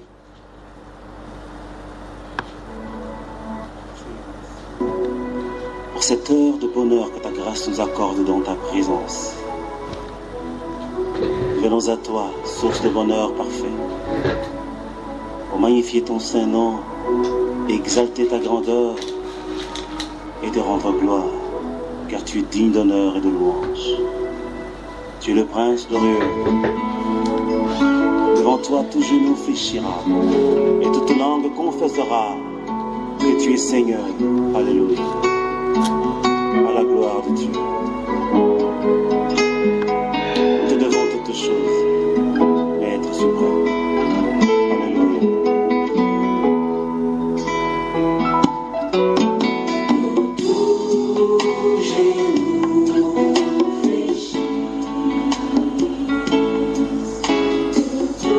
Le Seigneur Jésus a dit à ses disciples que lorsque vous me verrez, votre joie sera parfaite et personne ne vous ravira votre joie. Je veux que vous gardez cela à l'esprit. Il dit lorsque vous verrez, il n'a pas dit je vous donnerai des comptes en banque, il va remplir votre compte en banque mystiquement. Il dit quand vous me verrez, votre joie sera parfaite et personne ne ravira de cette joie-là. Qui désire avoir cette joie-là? C'est ce style de joie où le monde ne dit plus rien pour vous. Vous aussi, n'est-ce pas? Moi également, je désire. C'est donc pour cela que nous mettons notre espérance dans ce Dieu vivant et vrai, celui qui est mort et ressuscité et qui apparaît et qui veut visiter ces gens. Je prie donc qu'il visite chacun de nous afin que notre foi soit basée sur le roc de la résurrection. Si cela est fait, il y a des questions que vous ne poserez plus. Quelqu'un dira n'importe quoi de Jésus, vous allez comprendre effectivement que ce n'est pas amour pour Dieu que Dieu se manifeste. Oui, c'est pas l'amour de Dieu qui se manifeste à qui il veut. Posez-vous juste la question. Ça lui coûtait quoi après sa résurrection de se montrer à Caïphe et tout ça pour lui donner la preuve? Comme pour compliquer la tâche, dans Actes chapitre 9, lorsqu'il apparaît à Paul, il fait de tels enseignes qu'il frappe, tout le monde tombe. Seul Paul entend le bruit qui se passe dans la voie parce que l'appel lui est destiné. D'autres personnes se posaient la question aux soldats qui étaient avec eux, ils ont dit c'est sûr que c'est l'ouragan du sable qui nous a renversés. Ils vont dire cela. Mais la Bible déclare, j'entendis le Seigneur parler en langue hébraïque, Saul, Saul, pourquoi me persécutes-tu? La visitation pour l'application dans le ministère. Écoutons bien, et là nous allons lire cette visitation de Jésus vis-à-vis de l'apôtre Paul. Souvenez-vous, si vous venez devant l'apôtre Paul, vous dites, Jésus est mort et ressuscité, il va gifler vos nez là. En tout cas, Étienne en a pris, après ça dépend. Quand il comptait ces histoires là, que le Dieu de nos pères a fait ceci, il a fait ceci, il a dit, développe bien. Parce qu'il a dit que je vois Jésus debout à la droite de Dieu. On dit, oh, vraiment, hein, autant un tel homme ici. Vous savez cela? Paul, la Bible déclare, dans ce livre de Actes, chapitre 22, 23 et 24, il dit que lorsqu'on tuait les saints, remarquez comment les arrête. Lorsqu'on tuait les saints, il dit, j'ajoutais mon suffrage à ceux qui les faisaient mourir. Vous voyez cela? Donc, Paul était un meurtrier par coaction. Pourquoi il le faisait? Parce qu'il n'y a pas de révélation. La Bible déclare que lorsqu'il n'y a pas de révélation, le peuple est sans frein. Or, Jésus s'est montré effectivement à cet homme qu'il était en train de tuer. Pourquoi ne faisait-il pas que les gens qui étaient là-bas puissent voir qu'il était effectivement là? Il ouvre seulement les yeux d'Étienne afin que Étienne puisse voir ce qui se passe dans les cieux. Quand il dit encore ça énerve les gens.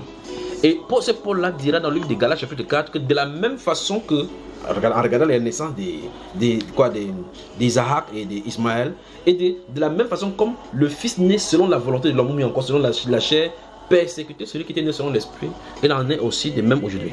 Souvenons-nous, d'après le livre de 1 Corinthiens chapitre 2, la foi doit être basée sur la puissance de Dieu et non sur la sagesse des hommes.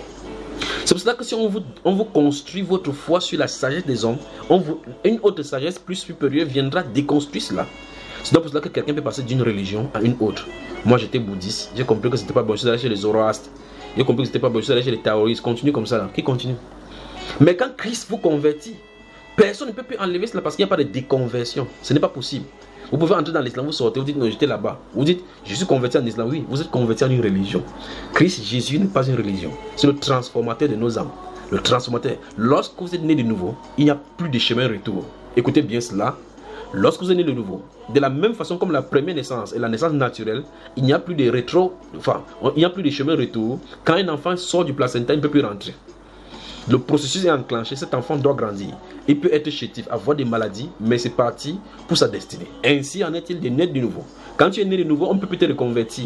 C'est pour cela que les nés de nouveau ne peuvent pas chuter et rentrer en arrière, c'est pas possible. Même s'il fait n'importe quoi, il dandine pas n'importe où, il est en mission tout simplement. On va le corriger, il va rentrer. Voilà. Alors, voilà Jésus qui apparaît à Paul, l'apôtre. Voilà Jésus qui apparaît à Étienne. Le Sanhédrin discute et il discute. Il a de leur expliquer l'écriture. Les écritures sont bien. Je suis en train de citer là le livre d'Actes chapitre 7, 8 et 9 et par réconciliation dans l'avancée. Et puis il finit d'étayer sur les écritures depuis le début de Genèse chapitre 12 quand Dieu a appelé Abraham en descendant jusqu'à ce qu'il arrive à Jésus. Et puis la Bible déclare, il a dit cette parole qu'il ne fallait pas dire.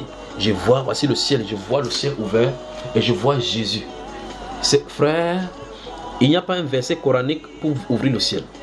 Il est resté, le ciel l'a contacté, a ouvert, lui a donné les yeux qu'il peut voir dans l'année-lumière, à des années-lumière. Il l'a vu. Et le Saint-Esprit lui a ouvert la bouche qui parle pour énerver afin qu'il vienne au ciel là-bas. parler de la visitation. Et puis, ce tient-là dit, je vois le ciel debout, ouvert, et écoutez bien, vous êtes à côté d'Étienne, vous êtes croyant aussi. Il est écrit que c'est Étienne seul qui a vu. Vous êtes à côté de vous, regardez la même direction dont vous regardez. Vous ne verrez pas quelque chose. Lorsqu'il a fait la première visite, lorsqu'il était dans les eaux, alors qu'on le baptisait là-bas, quand le ciel s'est ouvert, le Saint-Esprit tabernaclait sur le corps, c'est Jean le Baptiste seul qui a vu. Parce que c'était son signe à lui. C'est pour cela que quelqu'un sera quelque part, l'ange peut être à côté de toi, toi seul tu vois. Enfin, vous pouvez lire ça dans le livre du prophète Daniel, le chapitre 10 et 11. Il était là à côté du fleuve là, du grand fleuve. Subitement, cette grande apparition énorme s'est passée au devant de lui. Les gens tout autour savaient tout simplement qu'il y avait quelque chose qui ne va pas. L'environnement avait changé. Seul Daniel avait vu ces gigantesques anges qui se tenaient là-bas au devant. C'est pour ça que les prédicateurs qui ont des paroles loin de Dieu ont des armes offensives et défensives parce que nous ne combattons pas seuls. Quelqu'un se trouve à côté de nous. Vous pouvez voir, vous pouvez avancer avec un prédicateur. Vous levez la main comme ça, c'est votre dernier souffle que vous faites. Sans savoir ce qui arrive. Quelqu'un vous gifle comme ça, votre tête tourne 360 degrés, vous tombez, vous mourrez. Parce qu'il y a la présence qu'il envoie à notre service. Mais, ce n'est pas fait pour que tout le monde le voit.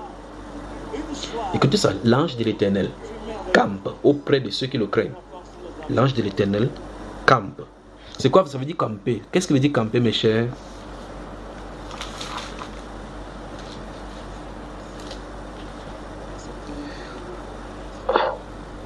Rester. Ok. Que Dieu vous bénisse. Chapitre 22 dans les Actes des Apôtres. Je vais lire à partir du verset 1. Lorsqu'il y a une tribulation là-bas, vous connaissez l'histoire. Enfin, prenez Actes des Apôtres pour vous lire en avance. Sinon, je vais commencer à raconter l'histoire depuis le début jusqu'à la fin ici. Homme frère, à partir du verset 1. Homme frère et père, écoutez ce que j'ai maintenant à vous dire pour ma défense. Lorsqu'ils entendirent qu'il parlait en langue hébraïque, ils redoublaient des silences. Et Paul dit, je suis juif, né à Tars, en Cilicie. Ça, c'est en Italie, là. Mais j'ai été élevé dans cette ville-ci et instruit au pied de Gamaliel, dans la connaissance exacte de la loi de nos pères, étant plein de zèle pour Dieu, comme vous l'êtes tous aujourd'hui. J'ai persécuté à mort cette doctrine, liant et mettant en prison hommes et femmes. Le souverain sacrificateur et tout le collège des anciens m'en sont témoins. C'est terrible. J'ai même reçu d'eux des lettres pour les frères de Damas où je me rendis afin d'amener liés à Jérusalem ceux qui se trouvaient là et de les faire punir. Comme j'étais en chemin et que j'approchais de Damas, tout à coup vers midi, une grande lumière venant du ciel resplendit autour de moi. Je tombais par terre et j'entendis une voix qui me disait, Saul, Saul, pourquoi me persécutes-tu? Je répondis, qui es-tu, Seigneur? Et il me dit, je suis Jésus de Nazareth que tu persécutes. Ceux qui étaient avec moi vivent bien la lumière. Mais un de ces jours, si le Seigneur le permet, je vais expliquer ça avec le chapitre 9 là, où il est dit là-bas à partir du verset, le verset 27, enfin, on va voir ça au chapitre 9, l'aspect du verset du chapitre 9, de ce qui est dit par rapport à ceci. Ceux qui étaient avec moi vivent bien la lumière, mais ils n'entendirent pas la voix de celui qui parlait. Tu parles. Alors je dis, que ferais-je, Seigneur? Et le Seigneur me dit, lève-toi, va à Damas, et là on te dira ce que tu dois faire. Je parle des visites de Jésus. Cette personne s'est conversée avec Jésus, qui est ressuscité des morts. Voici son appel. Jésus l'a visité. Pas vrai, mes soeurs? Écoutez bien, comme je ne voyais rien à cause de l'éclat de cette lumière, ceux qui étaient avec moi me prirent par la main et j'arrivai à Damas. Remarquez bien que dans la défense de l'apôtre Paul, personne parmi tous ceux qui ont été témoins de leur conversion, remarquez encore une grâce d'avoir été avec l'apôtre que nous lisons aujourd'hui et nous louons ses œuvres et de ne pas croire. On s'attendrait à ce que ces gens qui étaient là soient qui sont témoins de sa conversion. Et il dit ici que le souverain sacrificateur est témoin par ceux qui m'avaient donné la lettre. Personne ne revient pour dire quelque chose certainement est arrivé à ces garçons-ci. Ces gens qui ont vu la conversion, ils ont vu que quelque chose les a frappés. Et on a vu Paul aveugle qui ne voyait pas. Arrivé là-bas, 3 jours après, il l'a vu. Quelqu'un doit se poser la question que quelque chose d'anormal et surnaturel est passé à ces garçons. De quitter et commencer à prêcher la personne contre qui tu persécutais quelques jours plus tôt. 3 jours a suffi pour que l'apôtre Paul commence à prêcher Jésus est le Christ. Vous parlez de révélation. Jésus l'a visité. Mais Jésus l'a visité, ils étaient en groupe, en cortège pour aller faire une mission militaire à Damas. Jésus l'a converti, lui, laissant les autres. Que vous ensemble. Il s'est montré à lui. C'est lui qui a vu la grande lumière. Tout le rayonnement qui était tout autour, les gens ne savaient pas ce qui se passe. Ils savaient que quelque chose d'anormal s'est passé. Mais quoi, ils ne savent pas. C'est la personne à qui destiné qui était là. Donc vous pouvez être là en famille. Et puis vous voyez tout simplement entrer quelqu'un entre vous. Vous voyez dans la vision. Vous pensez que tout le monde voit ce que vous voyez là. Continuons ici. Écoutez, le Seigneur dit, verset 10. Et le Seigneur me dit, lève-toi, va à Damas. Et là on te dira tout ce que tu dois faire. Damas, c'est la capitale d'Assyrie aujourd'hui. Quand nous voyons aujourd'hui, les gens sont en train de bagarrer là-bas. Ils se situent. Paul est entré là-bas. Comme je ne voyais rien à cause de l'éclat de cette lumière, ceux qui étaient avec moi me prirent par la main et j'arrivai à Damas. Or, un nommé Ananias, homme pieux selon la loi, et de qui tous les Juifs demeurant à Damas rendaient un bon témoignage, vint se présenter à moi et me dit, Saul, mon frère, recouvre la vie. Au même instant, je recouvrais la vue et je le regardais. Il dit, écoutez maintenant, écoutez ça. Le Dieu de nos pères t'a destiné à connaître sa volonté. Écoutez bien ça. À voir le juste. Ah, j'aime ça. Je me sens vraiment bien subitement, je vous le dis. À voir le juste. Dieu t'a destiné à connaître sa volonté. Vous voulez connaître la volonté de Dieu? C'est pour cela que vous lisez l'apôtre Paul. Vous avez l'impression qu'à un moment donné, c'est vendre. Il n'avait pas le choix parce qu'il connaissait la volonté de Dieu. Or, nous avons la pensée de Christ. Tu parles. Nous avons la pensée de Christ. Vous voyez cela? Car si nous avons reçu de son esprit pour connaître sa volonté. Enfin, tout le monde, tous ceux qui sont nés de nouveau ont son esprit. Mais la question c'est, pourquoi certaines personnes ne connaissent pas sa volonté? Lui, il avait la volonté. Parce que dans la mission de Dieu, il lui a donné toute la volonté. Je vous ai annoncé tout le conseil de Dieu sans en rien cacher. Qui sommes-nous pour que Dieu nous dise ses plans à lui? Cette question me dérange. Qui sommes-nous pour qu'il te dise, voici ce qu'il faut faire? Il pouvait rester tranquille, vous venez, vous chicote, vous envoie là-bas. Vous ne pouvez pas apprendre vous-même à vivre, mais il communique ce qu'il veut qu'on fasse, ce qu'il veut, comment il veut que nous marchions, ce qu'il n'aime pas et ce qu'il aime. Il faut qu'on fasse attention avec ce Jésus. Béji dans la sainteté, bonsoir. Vous êtes avec moi, n'est-ce pas?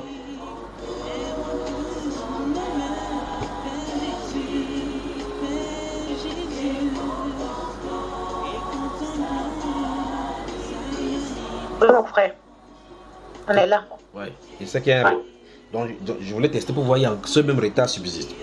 Verset 14, il dit, le Dieu de nos pères t'a destiné à connaître sa volonté. 1. À voir le juste. Souvenez-vous de qui est le juste. La Bible déclare dans Actes chapitre 3 et 4 que vous avez tué le juste. Il s'agit de Jésus. À voir le juste et à entendre les paroles de sa bouche. Quelle grâce. Car tu lui serviras de témoin auprès de tous les hommes des choses que tu as vues et entendues. Donc, Ananias lui parle comme ça. Paul a eu des visions et les choses qu'il a déjà vues, qu'il garde en lui-même. Vous avez moi, mes chers?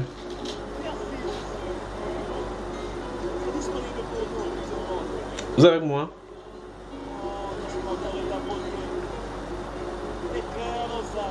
Amen, amen. Alors, chapitre 23, rapidement. Gardez-vous à l'esprit que Paul est censé voir le juste.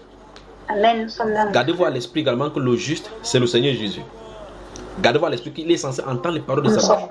Voilà. Chapitre 23, à partir du verset 6. Actes des apôtres. Où est la sœur Mireille là? Elle est où?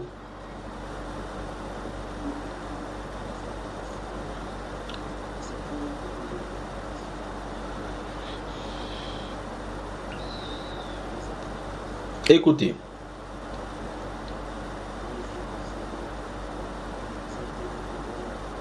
On y va.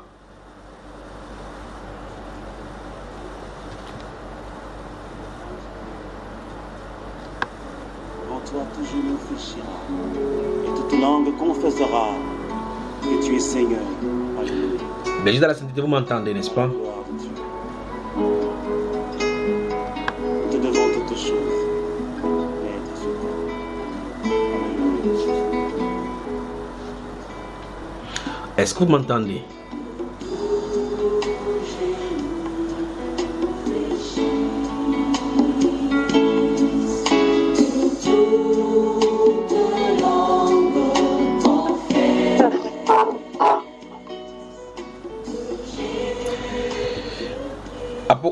Actes des Apôtres chapitre, je crois que la connexion n'est pas stable. Là, on va y revenir dans une autre partie, plaise au Seigneur, mais je vais brosser ça rapidement. Actes des Apôtres chapitre 23, à partir du verset 6. La Bible déclare, Paul, sachant qu'une partie de l'assemblée était composée des Sadducéens, je crois qu'il a cité ça tout à l'heure, et l'autre des pharisiens s'écria dans le Sanhédrin, homme frère, je suis pharisien, fils des pharisiens, c'est à cause de l'espérance et de la résurrection des morts que je suis mis en jugement. Quand il lui dit cela, il se leva une discussion entre les pharisiens et les sadducéens, et l'assemblée se divisa.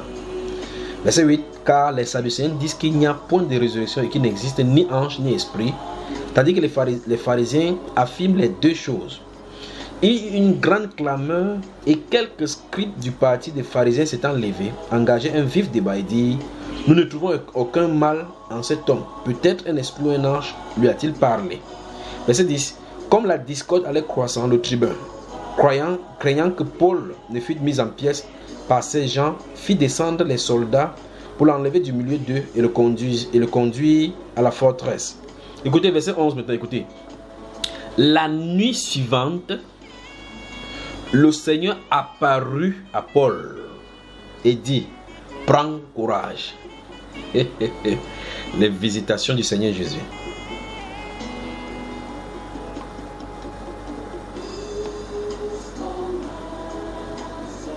Vous y êtes?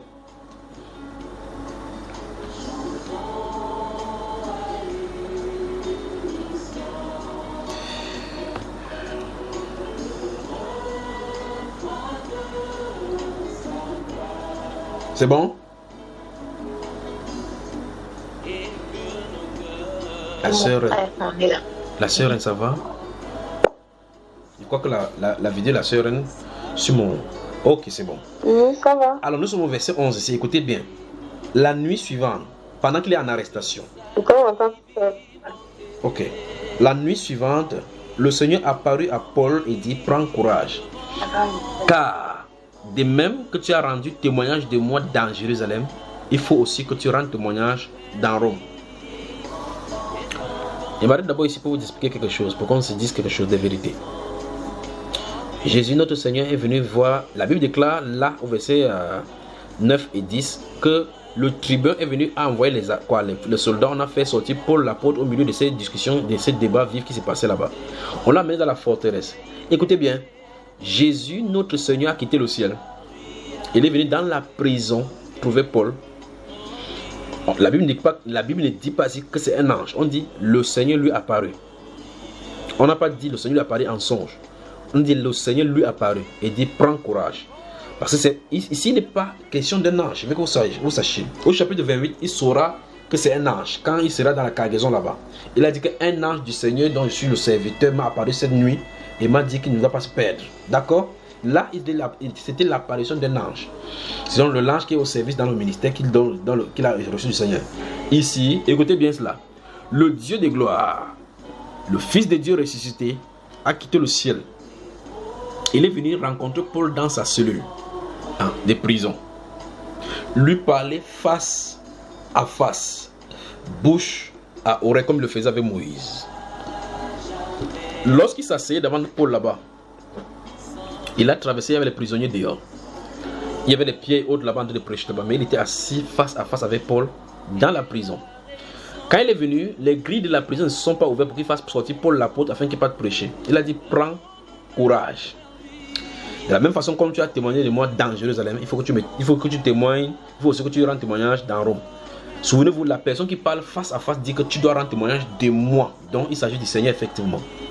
De même que tu as rendu témoignage de moi dans Jérusalem, il faut aussi que tu rendes témoignage dans Rome.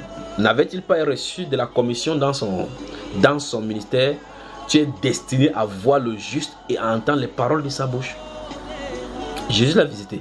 C'est pour cela qu'il peut dire donc, dans Philippiens chapitre 3 que tout ce qu'il avait dans le monde, il le regarde comme la boue. Si nous n'avons pas le témoignage des visitations comme ça, vous allez encore supporter votre or plus que Jésus. Mais il a dit, si vous me cherchez comment on cherche l'argent, gardez-vous cela à l'esprit. Essayez de voir comment vous cherchez l'argent et essayez d'imaginer comment vous cherchez Jésus. Vous allez voir de quel côté Dieu se trouve. Si c'est Mammon ou bien Dieu. On avance. Je veux que mes bien-aimés sœurs et frères comprennent ceci bien. Celui qui va venir enlever l'église. L'enlèvement de l'église, c'est une autre chose. La venue comme de l'éclair, que tout te verra, c'est une autre chose.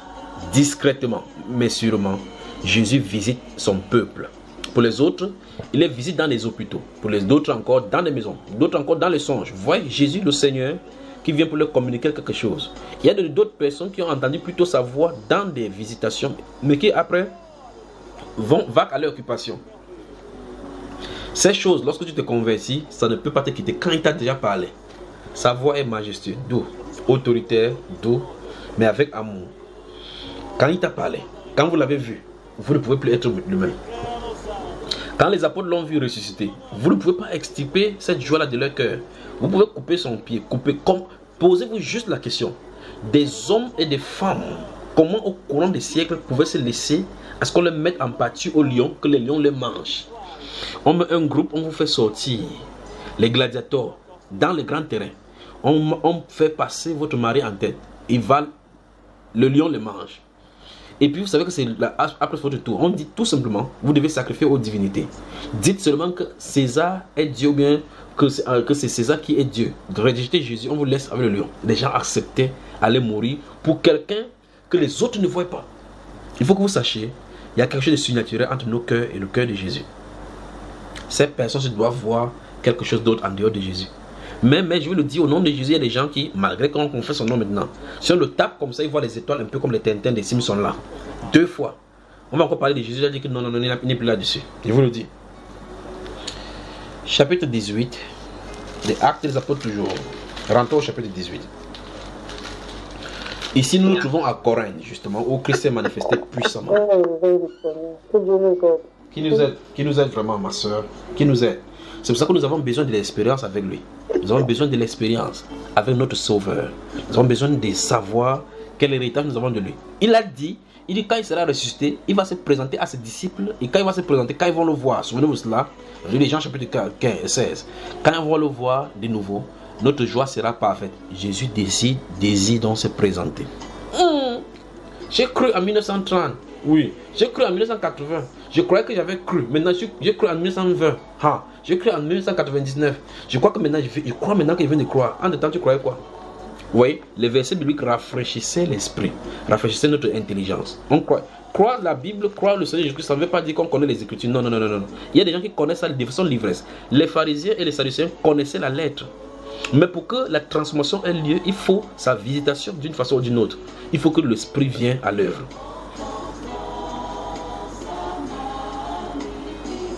Vous êtes avec moi là?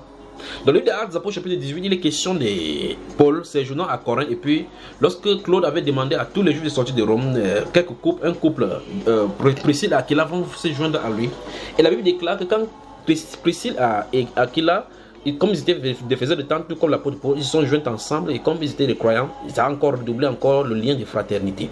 Ils ont commencé à prêcher dans la ville de Corinthe. Quelque chose va arriver au verset 8 et 9. Qui va nous lire le verset 8 et 9?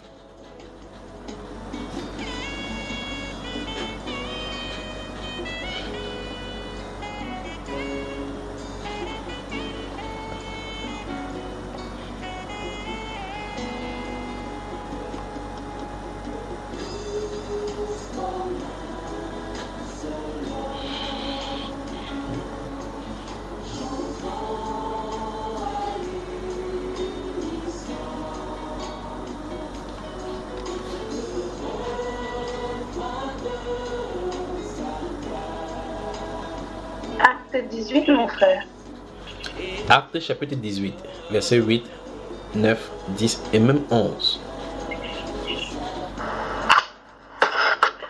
Acte 18, le verset 8 et 9. Cependant, Crispus, le chef de la synagogue, crut au Seigneur avec sa famille. Et Corinthiens qui avaient entendu Paul crut aussi.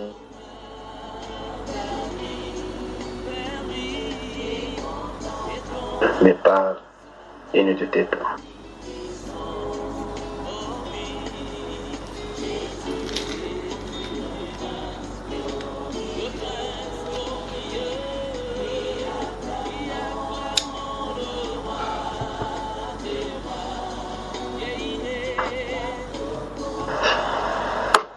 10, car je suis avec toi et personne ne mettra la main sur toi pour te faire du mal, car j'ai un peuple nombreux dans cette ville. Il y demeurera 1 an et 6 mois, enseignant parmi les Corinthiens la parole de Dieu. Je suis désolé une fois de plus pour ces connexions, j'aurais souhaité développer ça un peu plus, mais je vois que la connexion ne nous permet pas de bien se déployer. Après vous, je dois travailler avec le Canada maintenant. Mais il est dit ici dans le livre des 1 Corinthiens chapitre, dans le livre des Actes des Apôtres chapitre 18, parlant des Corinthiens, parce que c'est ici les Corinthiens. En lisant ces choses-ci, les versets, les passages que vous venez de lire, c'est pour ça que vous pouvez lire 1 Corinthiens chapitre 1, où Paul leur répond du fait qu'il a duré parmi eux et déterminé que le témoignage de Christ a été établi parmi eux avec des différents dons. Dans l'attente qu'ils ont du Seigneur Jésus-Christ, il ne leur manque aucun don. En fait, j'aurais souhaité vraiment que la connexion soit bien fluente pour que nous ayons une conversation face à face. Le Seigneur Jésus dit, Paul, remarquez bien,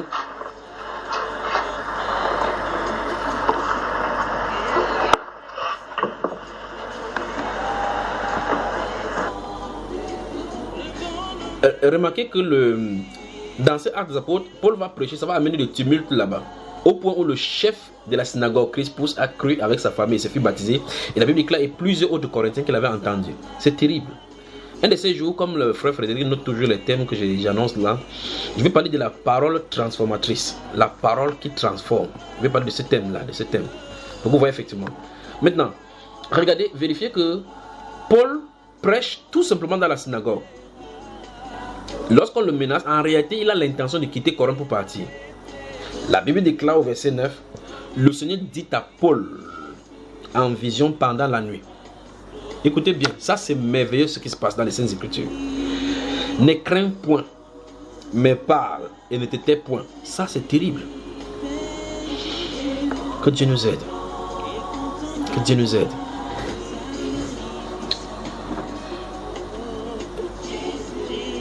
La Bible déclare dans la commission de Paul l'apôtre qu'il est censé connaître la volonté de Dieu. Quand il connaît sa volonté, il voit le juste. Il voit le juste, il entend les paroles de sa bouche. Il peut donc les répercuter, les reprendre, les donner, afin que les vies soient transformées. Alors, Jésus notre Seigneur apparaît encore une fois de plus en vision à Paul et dit, ne crains point, mais parle. Puis dit, parce qu'il a un peuple nombreux dans cette ville. Jésus dit qu'il a un peuple nombreux dans cette ville. Entre-temps, ces personnes dont Jésus a parlé ne sont pas converties. Mais Christ les connaît un à un. Mais comment il va faire? Il faut que Paul parle. Son rôle, ce sera de parler. Prêche ma parole, je vais habiter dans les cœurs. Prêche, tout simplement. Prêche ces paroles, ils vont venir. Prêche, ils vont venir. Mais Christ est venu pour le lui dire. Parle. La Bible déclare qu'il a fait plus d'1 an, 6 mois à parler. Il prêchait seulement la parole. Il prêchait seulement la parole. Ça a bombardé au point. Ça veut dire que derrière la parole que Paul prêchait, le Saint-Esprit était là pour le diriger dans les cœurs. Pour pouvoir déconstruire toute la sagesse gréco-romaine qui se trouvait là-bas enfouie dans les cœurs. Lorsque le Seigneur est avec nous, lorsqu'il nous visite, il nous communique sa volonté, il nous donne la direction afin que nous ne soyons pas ballottés à tout vent. Jésus désire visiter son peuple. Vous avez moi mes frères. Que le Seigneur vous bénisse. Belgique dans la sainteté, bonne soirée. Amen. Bonne soirée.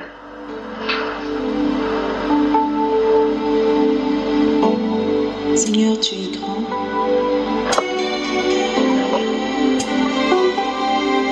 Tu es tout puissant. Tous les autres dieux sont des faux dieux. Ils viendront tous se prosterner devant toi pour reconnaître ta puissance, pour reconnaître ta majesté, pour reconnaître ta splendeur, mon Dieu. Sois béni à jamais parce que tu es grand. Donne-nous de contempler ta grandeur chaque jour.